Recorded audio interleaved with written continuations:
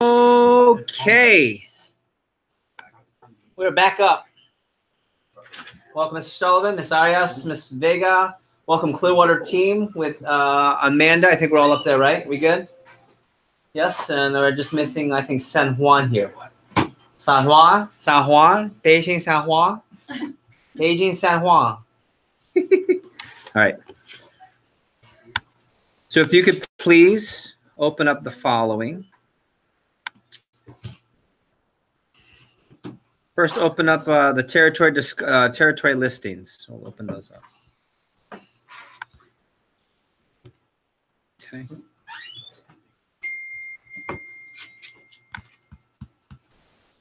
Okay.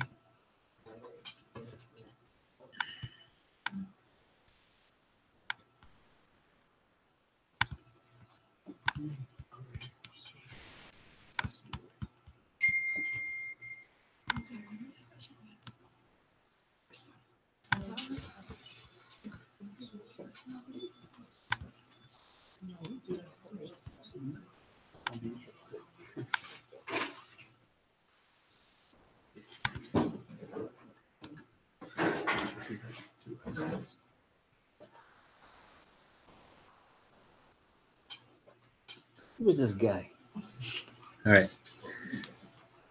Couple thoughts. What did you say? Who do you know here? So here are some thoughts on territory, okay? And just in no particular order. Okay. I'll start with, one of the cool things about our organization of Florida United, and we'll just talk about the two divisions together, is Florida United is a more established, more seasoned, more veteran team. So we have a lot more experienced vet managers. Like I'll start from the top down, I'm not even talking about Andrew, by the way. I'm talking about the Micah Bromwitz, Carlos Cordero combo on one side. And then on this side, myself. And then I would add Andrew as being experienced. But then also you have the likes of Karina Marquez, who's in her now fit plus summer, being a district manager. Orlando Biersing, who's not quite new, but not quite vet yet. And same thing with David Vargas. Okay, so we have 7. Just those 7 alone, we do have a lot of experience and power there. And then we have 4 new district managers, Brandon Denny, Sean Powell. We have Tyler Condon and Jackson Montgomery. That makes up our 11. And then we also have a returning team. We have a team, for example, returning branches like an Amanda Swanson, a Zach Schachter, people who have been through TLA before, like Kirsten Casey, Eddie De Las Cuevas. These are just people who have been through the mix and have been part of organizations. So with that being said, we're not new. And depends on what opportunity you want. Like, for example, there's something really exciting to be said about going to a territory up north, specifically Brian Hurlman, because Brian Hurlman just got promoted to division manager. So it's like the new team. It's really exciting. They're kind of establishing their own culture and ready. When the business is still new, there's a lot of opportunity. There's a lot of opportunity. In fact, last year we sent 4 managers up north to be part of that opportunity. And that was like a fundamental building block summer for Brian, who now this summer, he's going to blow it out of the park, and it's going to be continuing to build. So that's also exciting. But then, the exciting thing about being down here is that you have a lot of experience, and there are different experiences in between that. So I think it's the first thought. And for the vets, I think this would be a good time. I'll be asking for your feedback in just a bit. Number two, in no particular order, the thought of I would like to run a branch where I live at home needs to just get out of your head, because that's just not going to happen for maybe more than 1, maybe 2 people in the whole division. Like part of the experience is, real life grown-up experience, and not everyone, some of you will, maybe, but most people aren't going to start a business when they're living in mommy's house. Like that's just reality. Some will, some have, some start in their parents' garage. I get that. But in general, part of the experience is being able to find independence in how you carry yourself, not just in the business, but out, like expenses and and so forth. Number 3, keep in mind that part of why we want you to have startup is ideally to also pay a lot of the business bills. But we're going to talk today about funding. And like any business, you want to raise capital. The goal, and you can perhaps take this down, the goal of funding and sponsorship is to pay off all business personal expenses. I'll say it again. The goal of funding and sponsorship is to take care of all personal expenses, aka room and board, and food if you get like way advanced. So I always think of it like this. If I have a son or daughter that has this unbelievable experience and they have a chance to go abroad and get some great experience, if you're at FSU, like Florence is a hub in Italy, okay? And there's a lot of programs to go out there. And college students all the time get their parents to pay for their room and board and food for this great experience, when the reality is it's not really related to school. It's a lot of partying. And if we're being real, like I know what that program is. And I know a lot of people that went there. There's not a lot of school going on there. It's going to Italy to party for a semester. Oh, and there's some credits I get for attending a couple of classes. That's what everyone who's done it has told me. Okay, well, yeah, Tuscany. However, they're able to tell their parents, you know, it's a great experience, life experience, but then they also pitch the whole school thing. I would argue that you're going to get this great life experience and also business experience combined, and you're going to make money doing it. So that's just kind of my thing on that. Number 4, and I'll come full circle to this. Emotionally detaching from the territory and what it's done before is the best thing for you. Like, for example, the next person to go to Aventura should not look at what happened in Aventura, because that might be good or bad. It should be what they're going to do in Aventura. Now, you can take out the name, take out the territory. It's like the next PSM. You know, I don't want Giovanni focused on the last 2 summers. I want him focused on this coming summer. You watch a lot of NFL football. What's important? This Sunday and this Sunday alone, like the next game. And so that's what I want you to be thinking about. Number 4, 5, 6, 7. I lost count. Ready? Stop listening to other people who have an opinion. Right? Even some of the next level members are the worst people to listen to, because they think they know it all. Not all, and not all the things they say are bad. But ready? Don't get caught up in, well, this, and just ready? Run your race. The best race to run is the one where you have blinders on. And you have very limited view, but you know, you see me in the view, and you have some circles of influence. But you know, when you have a branch, like right next level, let's play this out. You have a first-year manager, let's say Rob Rodriguez, and he gets Fort Lauderdale, Florida as his territory. Let's just say you're not getting Fort Lauderdale, right? Okay. And he's thinking something, and then let's say Luke goes, "Yeah, man, but good luck, because if you don't ship blank, it's so expensive. You're out of business in a month." You've just messed his mojo up, right? That is not cool. It's somewhat true, but we also wouldn't set ready. And I'll get to the next part. We wouldn't set you up in a position where, as a first-year branch, based on your budget, you'd have to deal with that. Okay, which leads to my next point, number 8.5, letter A, dash point. There are all different types of territories. Ready? You can write. There are higher expense territories or income territories, and then there are lower cost of living. We'll call it cost of living territories. Okay, both have their advantages. The cost of living is the big factor here, right? If you have a high cost of living territory, obviously the challenges are high cost of living. But what's the positive and the upside? High expense. High income reps, or high, you know, just that, like Aventura is high cost of living, but high upside, right? But you take a look, like a lower cost of living, something maybe more rural, and that we have a lot of those territories too on the Gulf side. Well, what's the advantage of that? More money for the business. What's that? More money, like, for the business. More profit. Let me give you a great example. Chris Herman, not Brian Herman. Everyone knows Brian, right? Big B, right? Big dog. Everyone knows Brian Herman. He's killing it. $1 million summers. Went to Virginia for the first time and did $1 million from scratch. I mean, killing it. But Chris is the little brother. Chris just bought his first home. And some of you don't even know Chris. Like, you wouldn't know Chris if you saw him. You wouldn't know Chris. If I say Chris Herman, what territory does he run? Carolina something. Right? But here's the guy who is in a lower expense market, really good with his money. He's not breaking a ton of records. He's winning some trophies here and there, but he doesn't care, because his trophy is the house, not the trophy. He's profitable. He's really profitable. He's in a part of Charlotte where it's not as expensive as a pilot office or his brother's territory, but it's not podunk, but you know, it's a lower cost of living. So he's okay with, I won't ship the volume to be a Silver Cup champion. You know, there are a lot of broke Silver Cup champions. Right? That's another conversation for the district candidates, by the way, on how, you know, live within your means for the first several years. That's a whole separate combo. So be really mindful of territories. Like, for example, I'm going to go through all the different territories, and this is what I do want you to write down. Ready? Every territory here has the opportunity and range to do between $50,000 to $100,000. In fact, it's on the document, I think. Yeah. And a TLA chatter as well. Yeah, put it here. All markets have the potential to do $50,000 to $100,000 in CPO. We're very confident in that. And population-wise, I mean, I put it, but it's not really important. Some as low as 100,000, as high as 200, 300 plus. And you can imagine the ones with like 200, 300 plus are higher cost of living, and the ones that are 100 to 200 lower cost of living. So it's all relative. Okay. So what I want to do is, and I want to go through the territory listings. Okay. Then I want to go through these notes, and then I'll give you a chance to work on a questionnaire. And then at some point in between, I'm going to have some people who have run offices before give some thoughts just on territory perspective.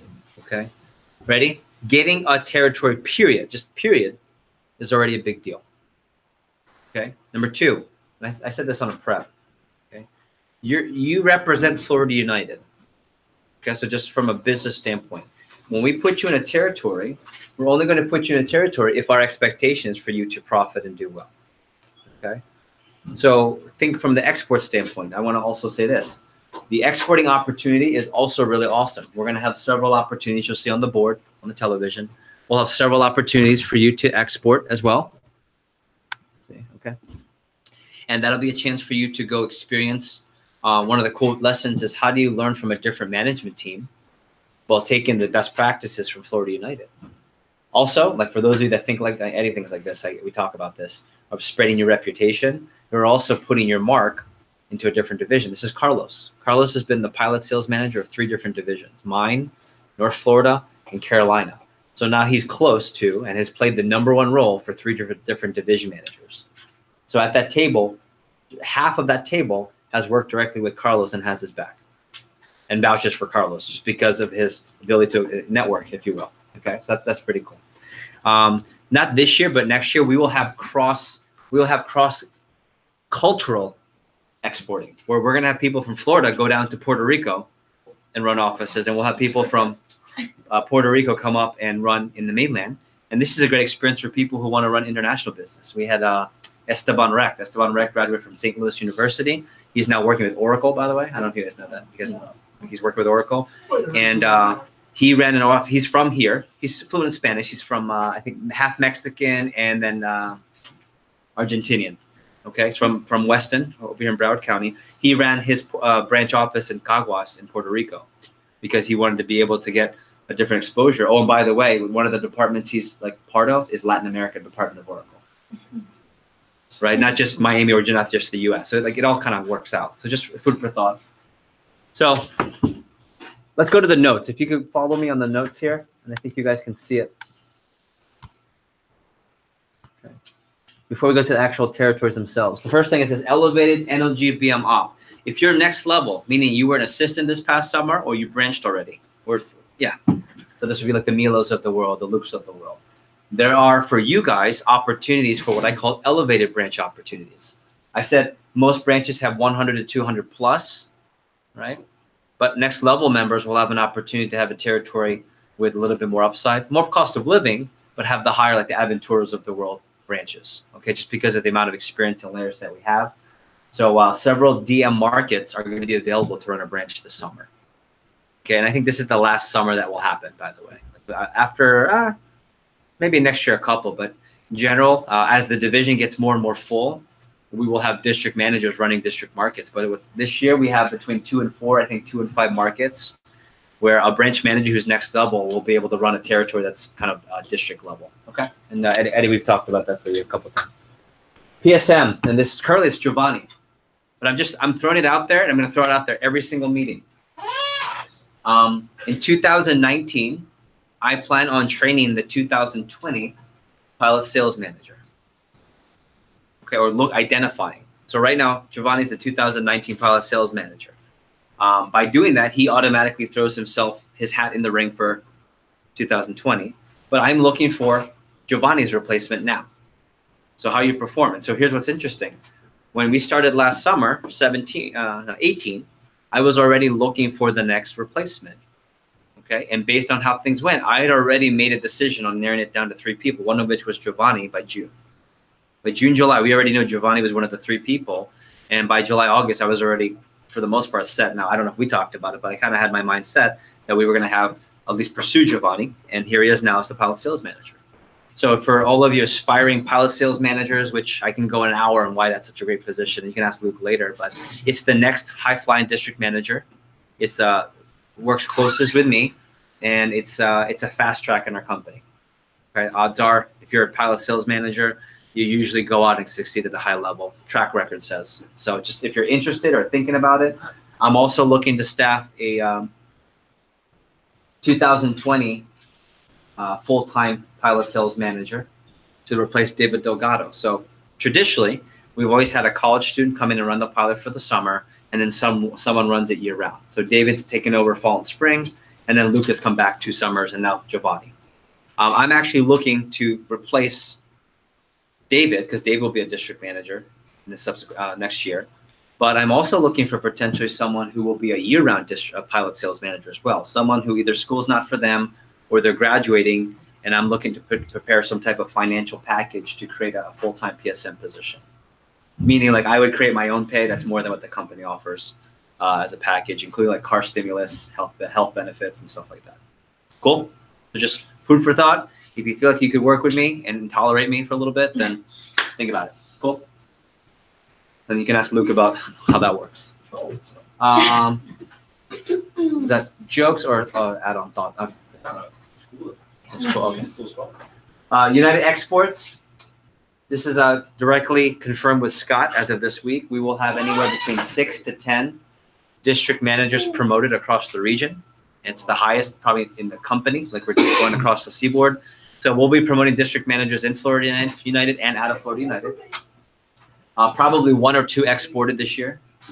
And then branches, we will export between 4 and 6 people. And I can tell you confidently, right now, the divisions that we will be exporting to will be Georgia and Virginia as of this point. Okay, so there's several primo opportunities in Georgia and also in Virginia. Cool. And then La Isla, this is cool. 2019, we are reopening all the major markets. So the Caguas, Bayamon, San Juan, Mayahuezes of the world, which are the big powerhouse markets, will be open this year. And then next year, we'll be fully operational again back in Puerto Rico, which is really cool. And that'll be based on development from this year in Puerto Rico, and then also mainland, because especially in South Florida, we have a lot of Spanish speakers too. Cool. Questions, comments? Okay, let's go through. You go up to the top. Let's start with the district markets. Okay. So on the left are the district markets that are already accounted for and occupied. So obviously the pilot, Metro Miami is Andrew Evans, South Miami is Karina Marquez, Boca Raton, Del Rey, BRDR. I don't know. Del Rey's one word. What's that? Del Rey's one word. I know that now. Del Rey. So Boca Raton, Del Rey, and we may change the name of that geographically, but essentially that's Luke. Fort Myers, Orlando Biersing, Tampa, Carlos Cordero, Clearwater, Michael Bromwitz, Pascal Hernando, Tyler Condon, Tallahassee, Jackson Montgomery, Ocala, Sean Powell, Polk County, Brandon Denny, San Juan, David Vargas. Okay, so take a look to the right. If you are a next level member, you can feel free to keep your eyes open to the right, because these are also territories that might be available for you. So like the Milas of the world, the Kirstens of the world, anyone who's returning to the next level. Aventura is currently a district manager that's vacant territory, and we're slating Eric here for that, and we'll see in the next couple of weeks, days.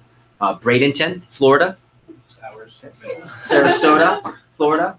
Mayahuez, Puerto Rico. Bayamon, Puerto Rico. And then the 4, that's say 2020. These are markets that we will branch this year, and they'll be, if done right, nationally competitive branches from the get-go. But by next year, we should have a district in there, which will be South Palm Beach, which I would imagine most people are going to put down as their number 1 if you're from South Florida, right? Everyone wants to be close. Naples, Florida, Caguas, and Ponce.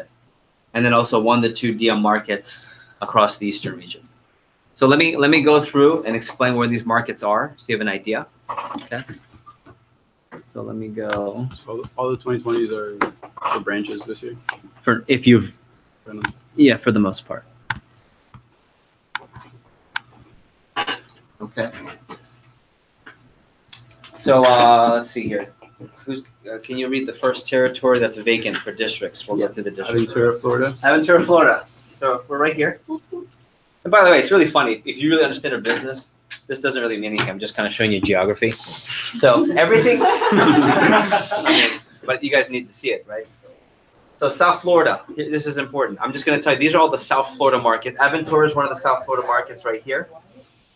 And our division is very independently different because a lot of times divisions have counties, meaning like in DC Metro, my old division, we would give district managers a whole county. I had Baltimore County, then we had Montgomery County, then we had PG County. Here, it doesn't really work like that. It's more like cities and areas, especially because everything's concentrated and there's not much around here except a swamp. Okay. So over here, like for example, we have South Miami, we have Metro Miami, and just north we have Aventura, which will be a district market, Broward County, and then Boca del Rey, which is now one word, right? So that'll be the lineup. Okay. Next one. Bradenton. Bradenton. So you go to the West Coast, okay? So Bradenton is a coastal market, so it's by the water. It's just north of Sarasota. It's very close to Tampa. So anyone that's going to Bradenton will have proximity to the Tampa area, and then just north of Sarasota, again, it's like the Gulf Seaboard. Okay, next one. Sarasota. Sarasota, right there. Coastal. So you'll be just south of Clearwater and just south of Tampa as well. And I would say both Bradenton and Sarasota remind me a lot of kind of like the suburbia part of Tampa without the big city part. Without the big city life. Yeah, it's beautiful. It's actually one of the also Bradenton and Sarasota, like this whole area right here has some of the highest income in Florida United, like all of it. So cool. So Bradenton, Sarasota, parts of Pasco, Hernando, and so forth. Next one. Maya West. Maya West. I don't have a picture of Puerto Rico, West Coast, but for the most part, that's going to be taken. Patricia, we haven't had that initial conversation, but we've talked about it over and over again. So it's more or less going to be Patricia. So congrats. Okay. Next one. Bayamon is Puerto Rico too. Bayamon's Puerto Rico, and we'll talk more specific to the Puerto Ricans later on. Bayamon is right next to San Juan. It's also one of the, it's like the second biggest city next to San Juan. Okay. Let me go here. What happened here? Software update, what? And you got the South Palm. Did we just lose contact? There we go. There we go. Next one. South Palm Beach. South Palm Beach. So ready?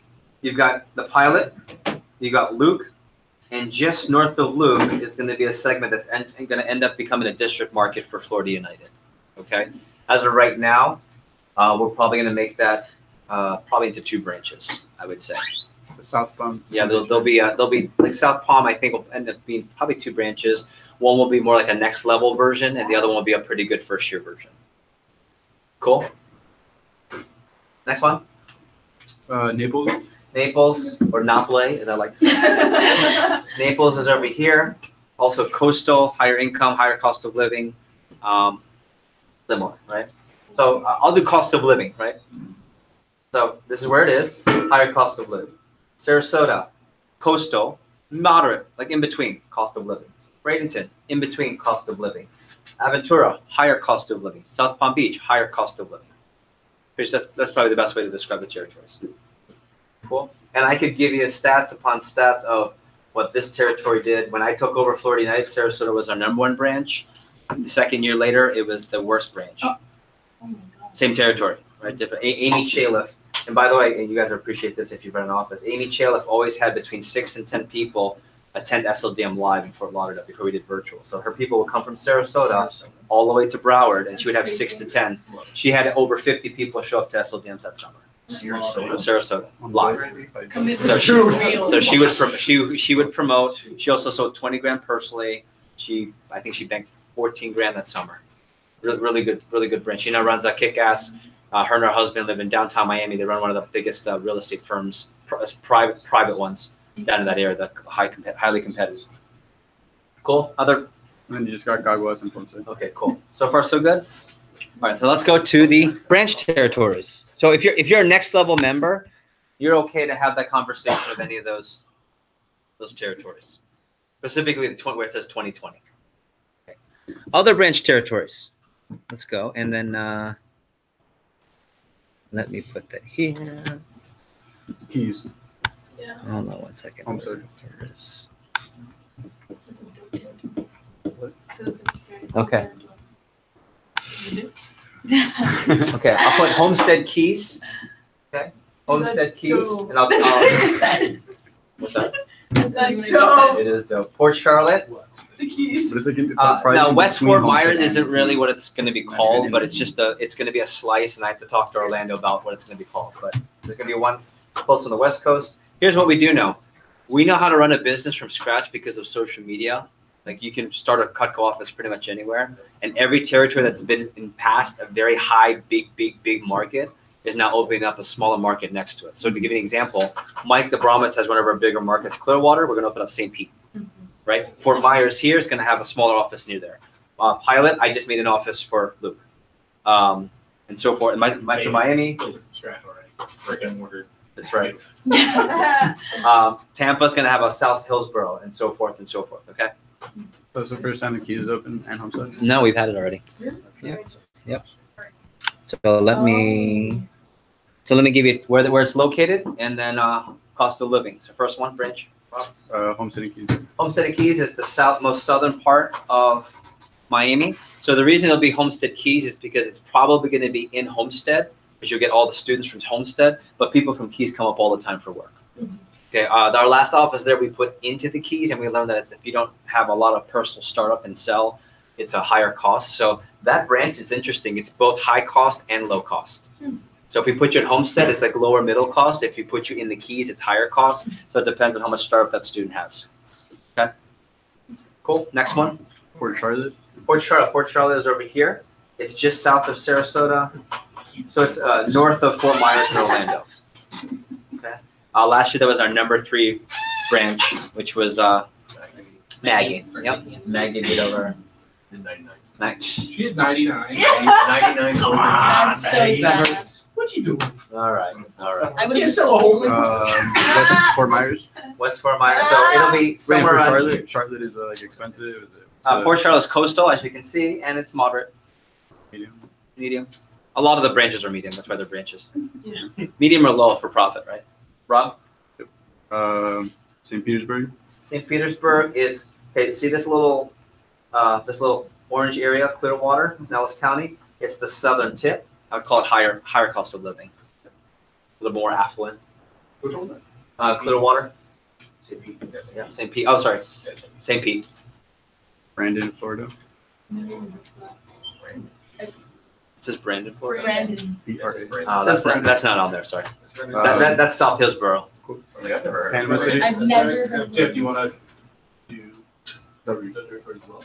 Christina just sent you. You want to first? I can. Let me know. I can, or I can just do it individually for those guys. Panama City. Panama City. So Panama City is up here. It's by Okay. Tallahassee. Panama City, I would call it coastal, but medium to parts are high cost of living. Okay. So Panama City is a pretty killer market. We haven't had an office up there because it wasn't part of United before, but traditionally been one of our higher performing branches in the past in the region. Wesley Chapel. Wesley Chapel is really Dade City. Okay, it's really Dade City. So it's just north of Tampa. So it's like right, it's in between the Pasco district and the Tampa district. So it's north of Carlos and south of Tyler. Okay, so I would say medium to low cost of living and kind of coastal. South Hillsboro. South Hillsboro, that's just South Tampa. I would call that medium cost of living and coastal. And you got Citrus. Citrus County is here, coastal, low cost of living, high profit. And In fact, you guys know Citrus County. I believe that's where they have the Citrus Bowl. It's not where that is. Keep going. And St. Petersburg is last. St. Petersburg. Yeah, St. Pete twice. Yeah. Cool. Okay, and then as far as Puerto Rico, you guys, those of you that are Puerto Rican, you guys know the geography. Everything that's listed, can you list through the Puerto Rico districts real quick? So Caguas and Ponce are on the middle to higher end of cost of living for Puerto Rico standards. Mayagüez is middle, and Bayamón is middle high. Okay, and as far as the branches go, we have that you did read the branches, right? Okay. 2020. Got it. Yeah. The cool thing about the Puerto Rican markets is that if you're in now, you're in before the stock booms because all the district markets are open, and you guys have first dibs. And we haven't had offices there in about 2+ years, so we're about to light it up in Puerto Rico this year. So okay. How about this? Before I go and have you guys do questionnaire, I have a couple of thoughts I want to share and ask you a couple of questions. Does anyone have questions on the actual territory listings? Let me open up to even the.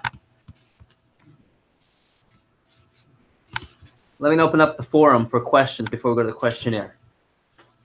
So, Mike, you're over there in Clearwater. Are there any questions over in the Clearwater end? Before I'm going to I'm going to actually have some of our past branches give a few thoughts. The questions? I can hear you. I can hear you. I know we tossed around Destin, but I didn't see it on the list. But I saw St. Pete on there twice. Yeah, I think it was an accident. Just so you know, Mike, the Destin option is probably one of the export. It won't count for us. That's why it's not on here, but it would end up being an export. Got it. Okay. Yeah, so that's one of the Georgia territories we would probably infiltrate. They wanted me to clarify South Hillsborough and Brandon. Yeah, the Brandon one was an error. I apologize. That's essentially the South Hillsborough is really what that is. So it won't be a Brandon branch. Cool. Any other questions? Okay. I asked Eric for a few thoughts. Luke, I didn't prepare you for this, but I would like your take on this. These are two branches who profited very nicely and finished ranking wise pretty nicely and had some solid, if not way more than solid branch experiences. So I wanted to get their take on territory. Mike, I also would love, I didn't prompt you on this, but you've seen multiple people through the North Florida days and even in your experience of running an office of just how to approach territory. And I guess the banner of it's not the territory, it's who.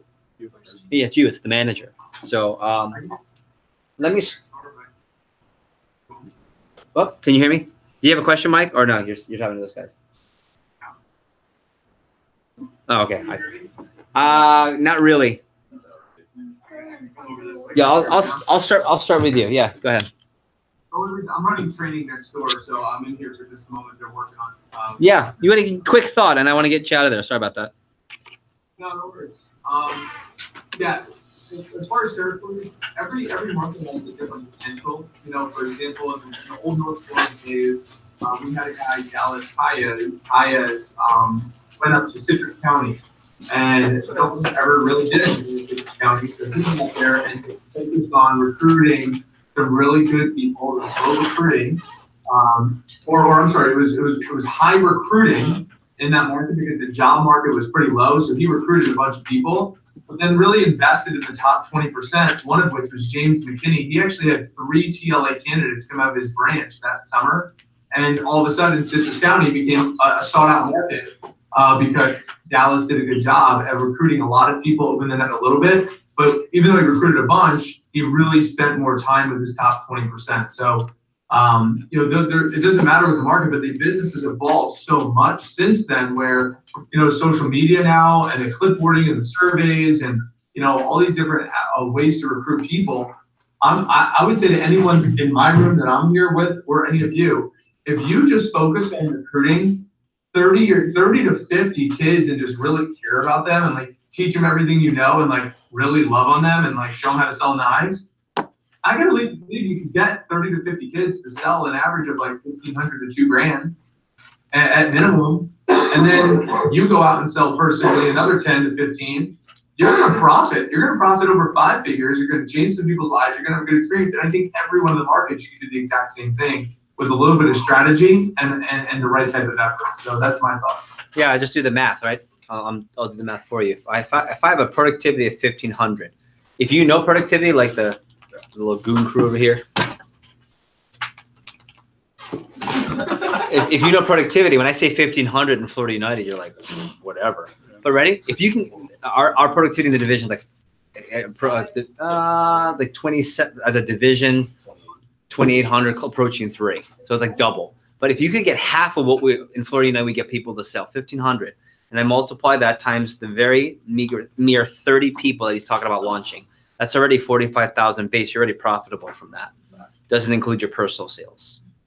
Even if you only launch 20 people, which is low and abysmal, you still got 30 grand. That may or may not get your profit from that, depending on your cost of living.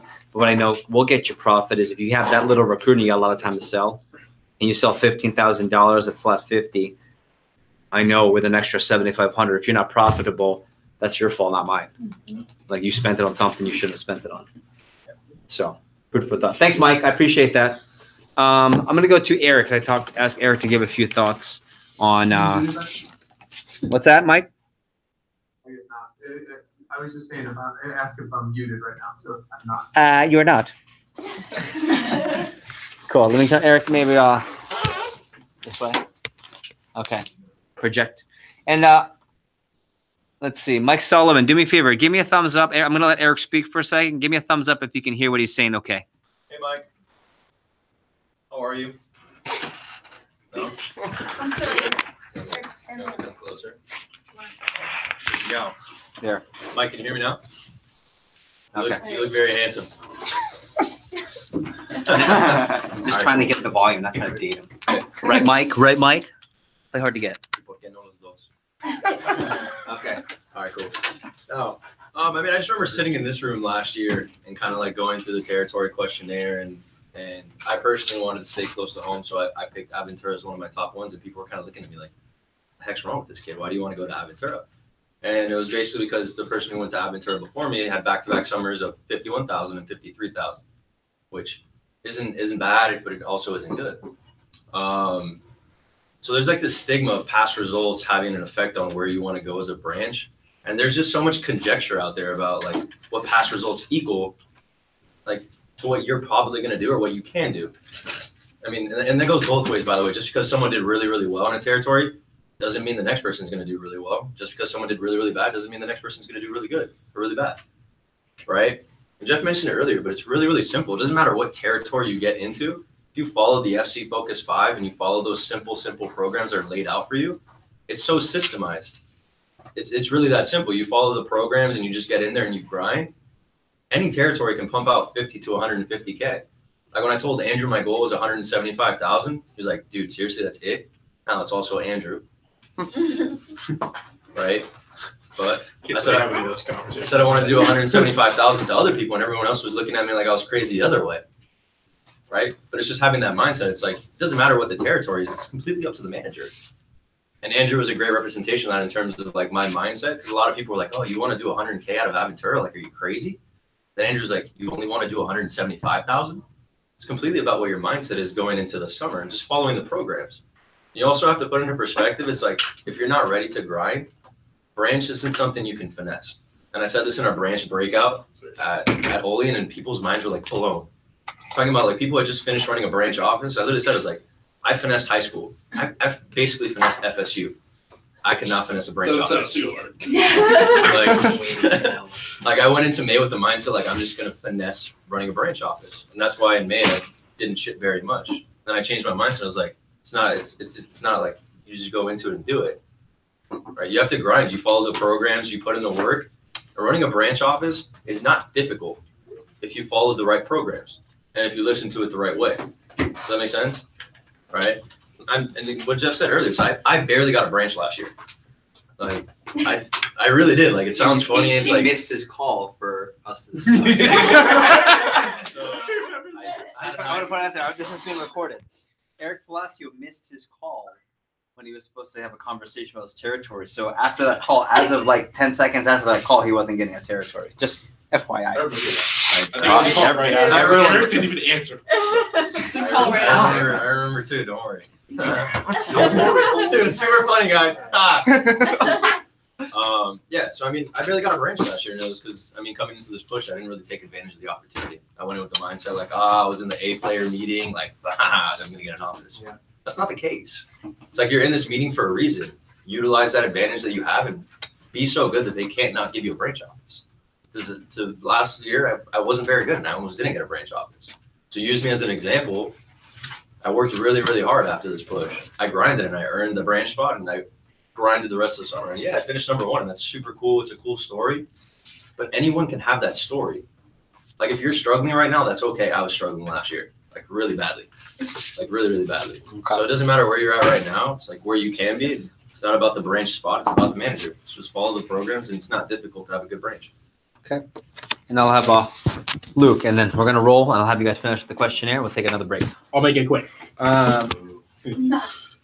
The territory, I mean, Andrew and I have talked about this all the time, but like we're spoiled in Florida with the territories that we have. I mean, think about it, even if you're in one of the lower income territories here, that's still a higher income territory for a South Carolina or North Carolina. Yeah, like keep in mind there's no territories here that are like Sumter, South Carolina, and I believe they did like 100K this year. I want to make a point. I like to think I make smart business decisions. So when I left DC Metro, we were a top 7 division, and my pilot was doing almost $2 million a year. I left that, and part of this business strategy of moving down here is that the per cost of living down here for branch markets and for district markets on average is higher. So from just a like number standpoint, I chose here because they're more viable markets. There are a lot of like in where I'm from, there are like a handful of mega markets where like the $2 million type offices, and then a few Bs and a lot of C markets that are a little lower income and high profit. Here, there are a lot of As and a lot of Bs and the same amount of Cs. C meaning not performance, but cost of living. So just food for thought on that. Yeah, I mean, I remember when Andrew and I were running our branches, I did 250K, he did a little over 300K. And just so many people were like, "Oh yeah, well our territories can't do that." But when we're in Florida, there's definitely some territories that have higher potential than others. But that potential is the difference between selling 500,000 and $1 million. It's not the difference between doing 100,000 and 250,000. Yeah, I legitimately think just about every territory has the potential to do 200, 250,000 that we have, even 300 for most. But you're not going to be selling $1 million in Wesley Chapel. Right, but using the territory as an excuse makes sense if you're not breaking $1 million, but it doesn't make sense when it's up to the 200, 300 range that most branches are aiming for. Okay. So please, if you will, open up the questionnaire, and I need everyone to pay attention on the directions part. Just makes it easier and more efficient for me, please. So there, we'll open up the questionnaire here. If you open it up. Okay, just territory questionnaire. Pretty straightforward. Just no habla. Okay. No. So the first one is pretty straightforward. It's just stats. Are there any outside factors that we should consider making territory decisions for you? What I mean by that is I happen to have an aunt that lives in Bradenton and could be easy cost of living for me. That's fine. Okay, like something like that. One of our branches, I have an aunt in Virginia that could potentially be room and board for me. So like little things that we wouldn't know normally. So add that on. Or my mom is a member of this or grew up here, something like that. I drove through Sarasota once. There you go. It's really nice. I like it. What are your top 5 territory preferences and why? Okay. Pretty straightforward. If you are not a next level, please don't put any of the District 2020 markets. Are there any places you do not want to be considered for, or absolutely do not want to be considered for, and why? Most of the time, that's no. Okay. The proper answer, mindset-wise, I'm not forcing this answer, but I'm just telling you the proper answer to these questions are, at the end of the day, Mila, I trust you, and I know you'll put me in the best situation. Here's what I prefer, but put me wherever, and I'll rock it. Now, some of you will actually write that down to kiss ass and not believe in it. That's okay. That's okay. And we have a couple months to get you there. But like that's true. The reality is that when you really feel, hey, put me. I think of Amanda Swanson last year. I think Amanda. I'm not trying to put words in your mouth, but from what I remember, I think you would have preferred to stay in, but you were also open to exporting, and you didn't care. You just say, put me anywhere. And I put her in South Richmond, and she was one of the top performers in our region up there. So and she did a really nice job, her first branch. So that was where, if you were in the right place possible. Are you open to being considered for outside export opportunities? Spreading the United culture to the region. Also, if you get exported, you will get an extra $1,000 in startup to help pay for your moving expenses. So FYI. So if you're a returning branch, you get $1,500 extra in mailer support, and if you export, you get $1,000 in extra support, which should cover your move. Let's put it all in a limo. One limo. Limo tables. And then ready? If you are, it says top 5. Ready? Just if you're interested for export opportunity, circle 1 or both, Georgia or Virginia. And then at the bottom, this is really more like, where do you see yourself ranking right now? And I can have a conversation with you. Do you feel like you deserve a branch territory? If not, what do you plan on doing in January to earn a spot by the Vector Cutco Awards from before that? Cool. Okay. Any questions? Let me go to the screen here for all the virtual, and let me go to anyone here in front of me. By show of hands, any questions? Okay, here's what I'd like you to do. If we'll go from now until, and we'll go right into break. So when you're done, you can take a break. It's 3:10.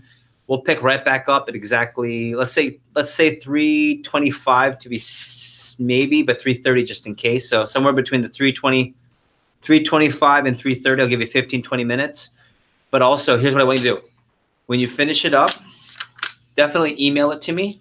But if you could also help me out, take a picture of your answers on your screen and WhatsApp me directly so I have fast access to it also.